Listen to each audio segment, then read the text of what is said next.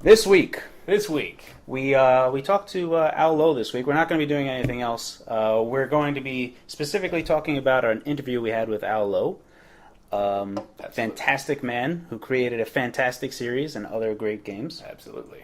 So instead of the video being a podcast, the podcast is actually going to be the interview that my good friend right next to me. I got to talk to Al Lowe. It was awesome.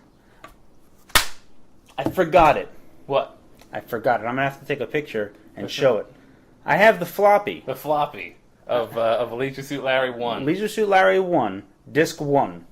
I kept that one out of all of them. So it's the EGA version, obviously, not the VGA version. I had it when I was 9 years old. 9 years old, which is an interesting time to be introduced to that game. A little bit interesting, but it was, especially when you're playing the game. Actually, I got that game before my Gateway 2000. Yeah. It was an old machine. I think it was a Packard Bell. Packard Bell crap. Packard Bell. Oh, it has to be old, right? Yeah. I had a Packard Bell modem once. First, we'll start talking about just the Leisure Suit Larry Games series. Just Leisure Suit Larry started in 1987. Yes. Coming up on the 25th anniversary, which is important for later. Wow. Yeah, right? 2 more years. 2 more years. Well, yeah, so Leisure Suit Larry. Some people claim it was the first game ever set in the real world. Because Larry is not a superhero and he is not fighting crime or anything. Larry is a lounge lizard in Las Vegas. It's Leisure Suit Larry is Leisure Suit Larry in the land of the lounge lizards. Yep, first one. So it was an adventure game, old school text-based adventure game. The first one was text-based. The first one was text-based, and it required a sort of adult sensibility to get any of the puzzles right. Yeah. You know, like you had to know what Spanish fly was. And you had to know why perhaps having sex with a prostitute without protection could be a bad idea.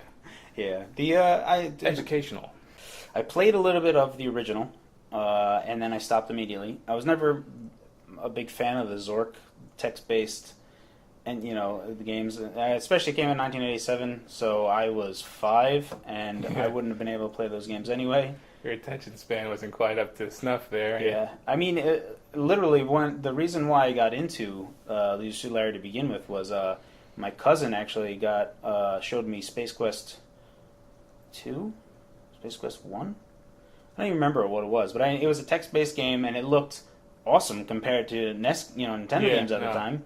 And much more colorful screens, and especially better renderings. Yeah, and like even the walking, it's just like, it's EGA graphics, which are crap now, but at the time it was just like, wow. Yeah, and then like you were typing in commands for him to do, and I'm like, how does it even know this breadth of stuff to do? It must have a vocabulary of like 60 words. Like, when you're used to Nintendo games, you have 2 buttons, and that's your repertoire of actions. I played one of the King's Quest games on the Nintendo. They made one. Oh, that's right. They made King's Quest 5, right? You had to move it over and around. Yeah. Oh, walk. Yeah. Oh, geez, this is a great interface.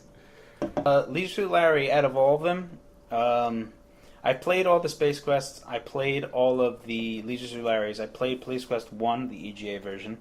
And that was fun. At the end, you basically you have to take out your gun. You're like walking around, and once the guy comes out, you have to type shoot.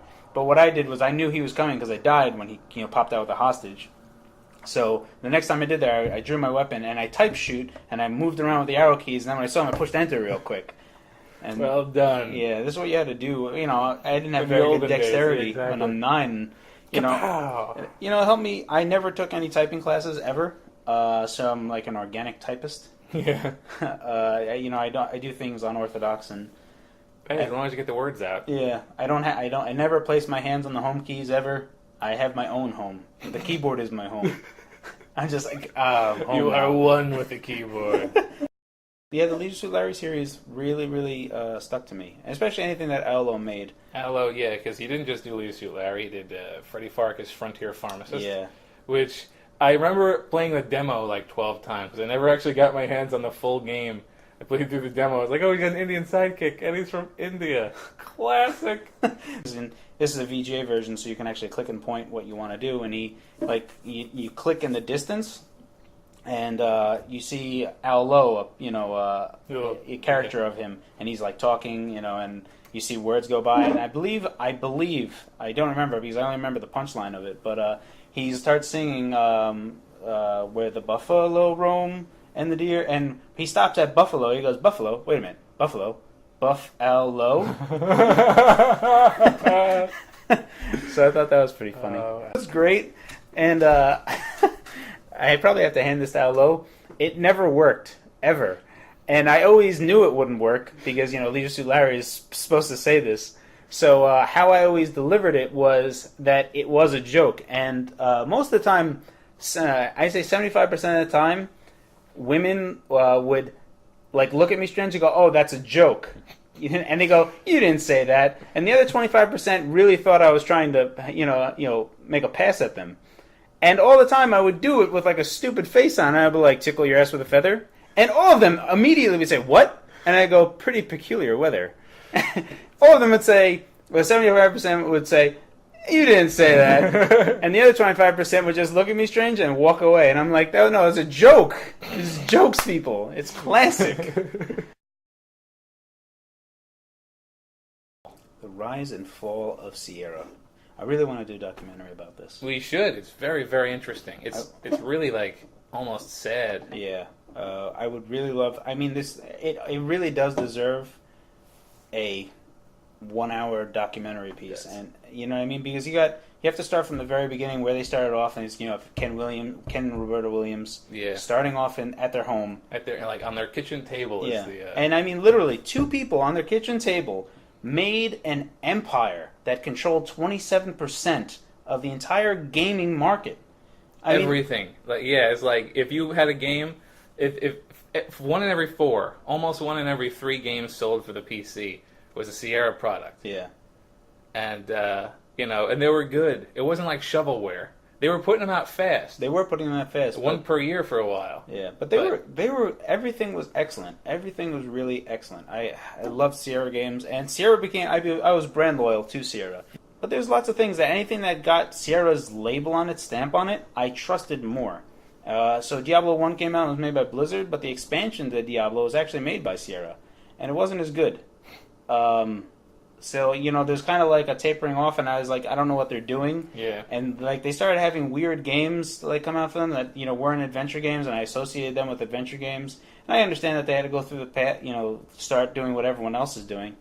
And I kind of trailed off PC gaming at that time because the N64 was out, PlayStation 1 was out, and I was playing more of those games, and they were easier to consume, and you didn't have all the problems. And yeah, so It's kind of an upsetting tale that you have something that started with someone that 2 people that started something that they believed in. They saw something. They said, we can create something here, and they did. And you listen to the podcast, and Lowe is given free reign. He helped them. Yeah. He built it with them. Obviously they started, but he was a big part of. Yeah, they would be like, what do you want to do for your next game? Well, how about this? Okay, go to it. And it turned out good. What do you know?